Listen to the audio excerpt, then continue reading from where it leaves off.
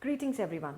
My name is Akshayee Shetty and I believe I have a neurodiverse mind that, just like anyone else's, is my best friend and my worst enemy depending on how I of course tend to it. I have lived with this mind for many years now. Today I am aware that I am a different mind, not less. However, as a young person, I was overwhelmed by the lack perspective. Reason being, as a child, I struggled to read, write, do math, and I suppose it was dyslexia, ADHD, autism, or maybe a combination of it all. I can't be sure as I was not diagnosed. During my teens, I did develop severe anxiety disorder with depression, which I was diagnosed for much later in my 20s. I have battled anxiety for many years and do so even now. Words that define me perfectly were spoken by Anthony Williams when he said, "My whole life I have felt like an outsider." Why I was so convinced that I was an outsider is because I think literally, find abstraction and humor very hard to grasp, though over the years I have worked on building this skill set. I believe I am a work in progress. Everything for me has to be about structure, attention to detail, and achieving perfection. Every time I am in a crowd, I feel lost. I always speak my heart and mind, even if it means that I may be making others feel awkward or that I would be judged as vulnerable, selfish, overwhelming, negative, or unnecessary. I remember knowing that it is important to make friends, but lacking the innate desire to socialize, unable to pick up on subtleties, never feeling bored, always being engaged in activities, being super clumsy, directionally challenged, having many intense thoughts, unable to meditate, passionately pursuing my interests, and always overthinking. I am hyper-focused and my energy levels are unbelievable when I am motivated to do something. And of course, the first thing that hits the floor are my energies when I am feeling lost. Most importantly, my hyper emotions, along with the hypersensory experiences, always made me wonder if I really belong to this planet. My heightened emotions can trigger physiological and psychological changes too. I know this for a fact, as my emotions triggered depression, which caused severe ulcers, and my anxiety, even now, manifests as an allergy, which means my tongue swells up, which could result in choking. If I have to ask myself, is it difficult to live with this mind? I would say yes, mainly because I'm always misunderstood, and unfortunately, my mind does not support the social or communication skills required to clarify my intentions. For a very long time, I was very lost, changed at least 8 schools, until one day, while I was doing a volunteering stint, I met the first person with autism who changed the direction of my life, and thankfully so, as this child helped me find my purpose. Ever since, I haven't looked back and regretted anything, and all my pursuits have been to answer one single question: how can I educate myself to save this precious mind? And how can I enable and empower this mind so it does not have to battle the demons I still do? Being an outsider may be the real reason why I feel so much at home with autism. Today, autism in India faces worse stigmas and many more challenges than children with any other labels. And trust me, children with invisible syndromes like autism, dyslexia, ADHD, ADD, etc. understand what being invisible truly means.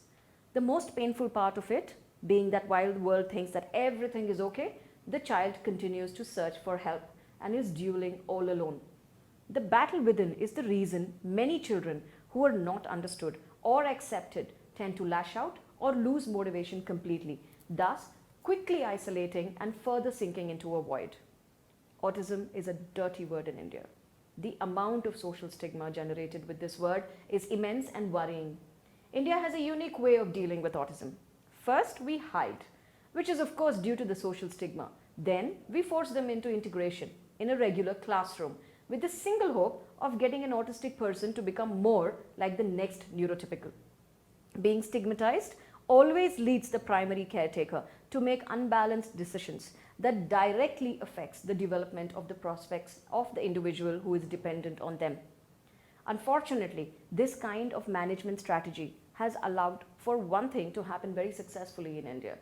People with autism have large cognitive delays, no motivation to communicate or socialize, hence face complete social isolation, which then leads to poor physiological and psychological health. Thus, a precious life is wasted. I'm consistently appalled by this because I have trained and worked in Scotland, where I was exposed to acceptance, to enabling environments, to empathetic hearts. And while I understand that as a system, Scotland strives to get better by the day, it is a fact that we in India have a lot of catching up to do.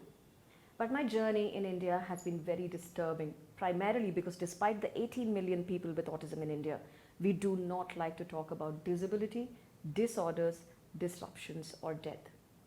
We have always strayed far from grief, and anything that is uncomfortable is replaced with either a stigma, false hopes, or even ignorance. So obviously, there were and still are huge gaps in the educational, medical, social, and cultural frameworks. Children with autism or any other label are stigmatized in India because they are misunderstood, undervalued, underutilized, and in many cases completely ruined and left powerless, miserable, and eventually isolated. Gabor Mate says, when things go wrong, don't ask what's wrong with the child. Let's look at the environment. Let's look at what's going on in the family. Let's look at what's going on in the culture. Let's look at what's going on in the community. And typically, what is going on in the child's immediate relationships with the one that he or she is closest to, which means that we have to look at ourselves. Whilst many may disagree with the truth is that we do not have time for kids, yet we have them. We do not understand kids, yet we want them to behave. We do not acknowledge the frustrations of the caretakers, yet we expect them to solve the problems. We do not want to hurt our children, yet we have reinstated philosophies and systems that do exactly that. An interesting term Mate uses is biopsychosocial perspective, a way to understand human beings. What is even more interesting is that he acknowledges that all of us feel, and as adults, we must accept our feelings wholly. I have open conversations with my autistic teens wherein we discuss neurodiversity, biases, unhealthy expectations, social pressures, the possibility of not having a partner in India, and parent denials. And I must stress that it is simply amazing to see how the child then embraces you. I am told that I have a magical connect with the young people I work with. The magic being that I am an ever-present adult who is interested in being connected at all times. The biology of a human being is for a lifetime shaped by and affected by their psychological and social relationships. He talks about why communities, human connectedness, and being an ever-present parent is much more significant than anything else for the holistic development of a child. This is the only way. Any other way, I know for a fact, will create trauma in ways that cannot be ever fixed. Neuroplasticity may not really be an option as much as we would love for it to be, which is why it is critical for the environments to evolve first. There is an interesting discourse about Ramana Maharishi having cancer and how his devotees insisted that he do a sankalpa and cure his own cancer. Sankalpa means to perform to achieve an objective. Maharishi said, to do so, I have to first acknowledge that I have a body, and then inside that body I have cancer, and then I have to acknowledge my hand that will have to cure the cancer. Then he said, but I am not about, of, for, or with my body. I am beyond that. I only use this example as a way of illuminating the fact that a person does not become smaller or any lesser if he or she has a challenge or a label. And of course, Maharishi takes it to another level, which, to be honest, is not something I can completely comprehend or even attempt to decipher. But what I do take away from this is that we are no one to say that a label will decide the destiny of a person. The label was given to build awareness, to ensure caution, to address the needs of the individual more effectively. Instead, what we do in India is not accept autism, persist with denial. We associate all kinds of negative ideas to labels and eventually impress that on the children too. Another story that we perfectly explain this is the Solomon Islands, where if a tree is too large to be felled, the natives cut it down by yelling at it. The theory is that the hollering kills the spirit of the tree. I hate to admit this, but we have created a hollering to kill the spirit of not just autism, but every neurodiverse mind in India too. This is the reason why I am committed to the creation of stress-resistant schools and community environments to enable autistic people, which is what we do at Sense Kaleidoscopes in the city of Bangalore, and the mission to create access to extraordinary education for autism who have been told that they cannot fit because they have a mind that will or shall not allow for it. We run two entities. One is an academic school which hosts curated learning environments, which offers experiential and sensorial learning journeys to support individual needs by celebrating the strengths that accompany a neurodiverse mind, thus checklisting the primary and secondary skills. We are passionate about enabling environments that will ensure empathy, adaptability, along with creative mindsets.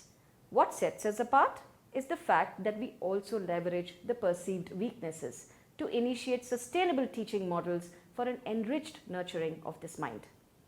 The second is an art school that trains young adults to become professional artists. An art school that wanted to break the barriers of accessibility in India, which have ensured for ages that people with autism specifically were not given access to an arts education despite their passion for it because they were either too aggressive, could not function in a group, or did not have the cognitive abilities required to fit into the program. Also, many parents never even consider this as an option because the primary motivation is always to see their children become engineers or doctors. The above two entities have now paved the way for a content brain hub, which is a small but mighty one consisting of neurodiverse minds that are in the process of launching a paradigm shifting curriculum both in the space of primary education and foundational artistic education, which is a strength-based curricula for and with the autistic community. So, when we started, we thought we would just build a small school that could help autism do art. Then we moved into academics, designing curriculums, branding our artists in national and international shows like the Kochi Biennale and the Outsider Art Fair in Paris, building revenue streams. And now it has become clear that with the practicing artists, the adults, an incompatible support system in India, the need to build a community is paramount. We do not talk about inclusion. We want to be drivers of inclusion. And for that, we have a vision of a thriving autism artists collective housed in the middle of a farming community. The community will house both the schools, the autism artist working studios, the first disability arts gallery, a theatre space with a resto cafe so that the outside community can come to us. We hope that autistic people in this community can live independently or semi-independent lives, make their own life choices, choose to have partners or dreams just like any other. And the most inspiring aspect of this dream is the hope of creating strong leaders from the autism community who can be a voice that can work to support the rest of the community in India. This is my journey, and one thing I can say with irrevocable faith is that when anyone asks me, is it worth struggling with this mind? Would you want this mind again? I always say, yes. This mind is what makes me who I am, good or bad, happy or sad, typical or atypical, and I do not regret who I am. I celebrate neurodiversity, and so should you. Thank you.